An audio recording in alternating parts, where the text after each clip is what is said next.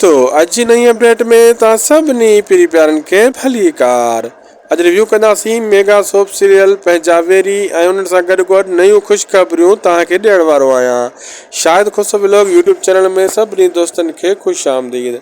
जेका नवां या पुराणा दोस्त आया आहिनि उन्हनि खे अर्ज़ु कंदुसि हिन चैनल खे ज़रूरु सब्सक्राइब लाइक शेयर करे छॾींदा। दोस्तों दरअसल जेको आहे हाणे कुझु नवां अदाकार भी चौथे स्पेल में एंट्री हणण वारा आहिनि। जी हाँ दोस्तों, जेको पंहिंजावेरी ड्रामे जो हाणे काऊं चौथो स्पेल हली रहियो आहे, इन जे अचण वारे एपिसोडनि में कुछ तव्हांखे नवां अदाकार भी एंट्री कंदे नज़र ईंदा। उन्हनि जी अदाकारी तव्हांखे तमामु बहितरीन लॻंदी ऐं सुठे नमूने सां तव्हांखे अदाकारी वणंदी अचण वारे एपिसोडनि में। छो त हाणे ही ड्रामो पंहिंजावेरी को हल्को फुल्को सोप सीरियल न आहे, ही मेगा सोप सीरियल आहे। हिन जी वॾी कास्ट आहे, वॾी कहाणी आहे, वॾो प्रोजेक्ट आहे। अहिड़े हिसाब सां ग़लतियूं हिन ड्रामे में जाम कयूं वियूं आहिनि, पर ड्रामो पोइ बि माण्हुनि खे वणे थो। पोइ बि 80-80 हज़ार फी एपिसोड व्यूज़ खणे पियो। इन जो चवण जो मक़सदु आहे त हीउ ड्रामो कामयाबु ड्रामो आहे।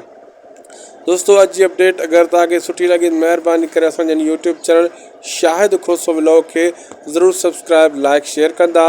हीउ अव्हां जो ई पंहिंजो चैनल आहे। अल्लाह हाफ़िज़।